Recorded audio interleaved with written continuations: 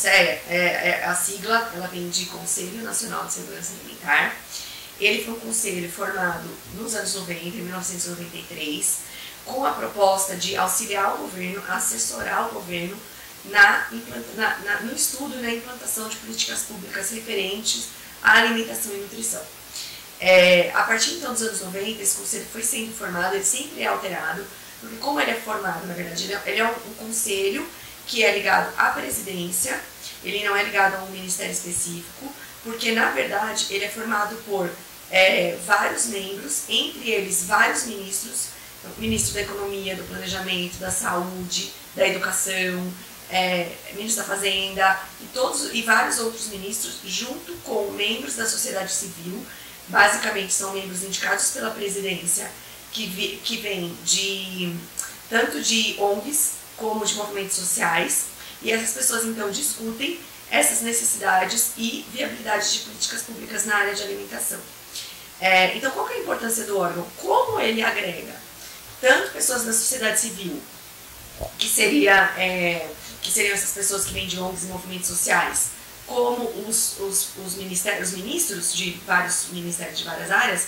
O que acaba acontecendo é que assim, existe uma conversa interministerial, e muitas vezes essa é uma grande dificuldade na hora de você implementar uma política pública, porque a maioria das políticas ela não está só num âmbito, só na saúde, só na educação, e sim em vários âmbitos, principalmente quando a gente fala de alimentação e nutrição.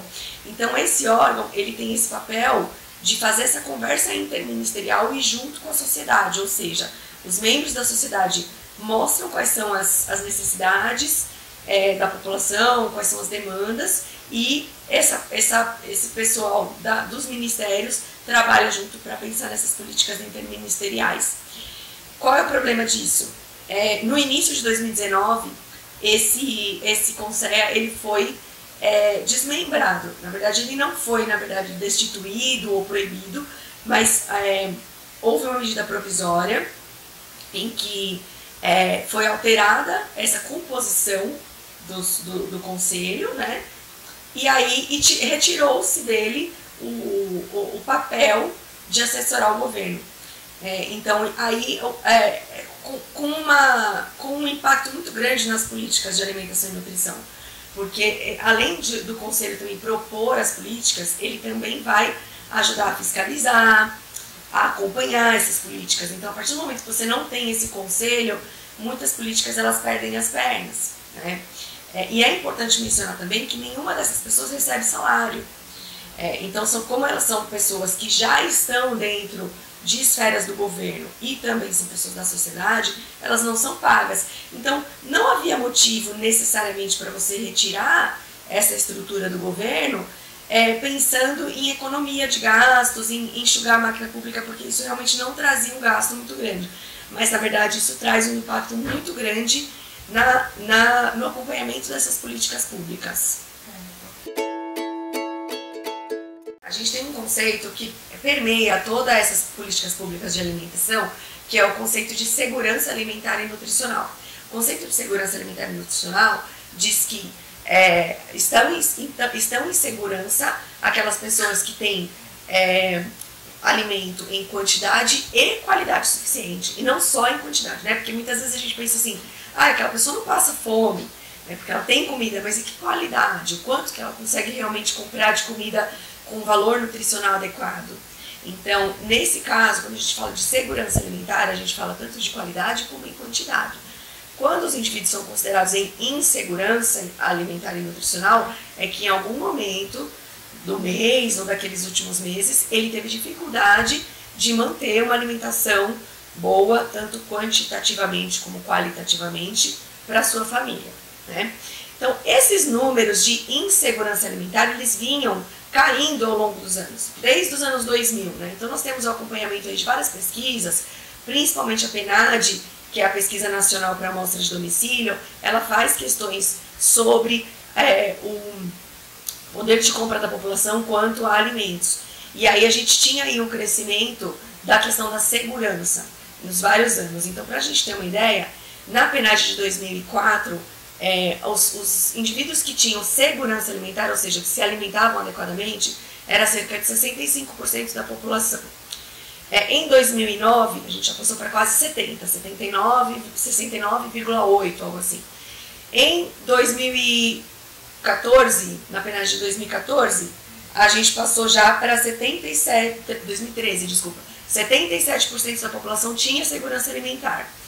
Quando a gente passou para a POF, que é uma outra pesquisa nacional também, de 2017 e 2018, a gente já observou uma queda. Então, as pessoas que declaravam que tinham segurança alimentar eram 65%, 63% também. Então, baixou menos do que aquilo que era lá no início dos anos 2000. E no ano passado, teve uma outra pesquisa que foi direcionada para a insegurança alimentar e nutricional no contexto de pandemia. E aí a gente observou um cenário muito pior. Somente cerca de 40% da população tinha segurança alimentar, ou seja, 4 entre 10 domicílios brasileiros relataram que tinham dinheiro suficiente para ter uma alimentação adequada em quantidade e qualidade. Então a gente teve aí um agravamento muito sério da situação nutricional da população, chamando a atenção que isso não foi só pela pandemia, porque a gente já teve essa queda mostrada nos dados da pesquisa de 2017 e 2018, que foi pré-pandemia, né? Então, assim, a gente vinha numa crescente melhora nos anos 2000, até meados dos anos 2010, e aí a gente já observa essa queda, uma queda muito brusca na época pós-pandemia. Então, assim, isso mostra pra gente que a situação de fome no Brasil está muito mais grave do que a gente imagina, né?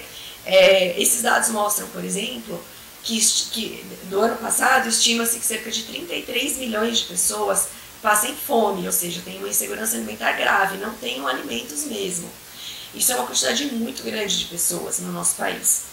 E eu também queria lembrar que o Brasil ele já saiu do mapa da fome, tinha saído do mapa da fome no ano de 2014. E o ano passado a gente retornou ao mapa da fome, né? Esses dados de mapa da fome, quem faz é a FAO, que é um órgão da Organização das Nações Unidas, e a FAO atribuía essa saída do Brasil do mapa da fome a diversas políticas públicas que tinham sido articuladas no início dos anos 2000. E elas tinham sido acompanhadas pelo CONSEA, e principalmente a atuação do CONSEA também foi destacada pela FAO-ONU como uma das medidas importantes no Brasil para a gente sair do mapa da fome. Então agora, a gente com essa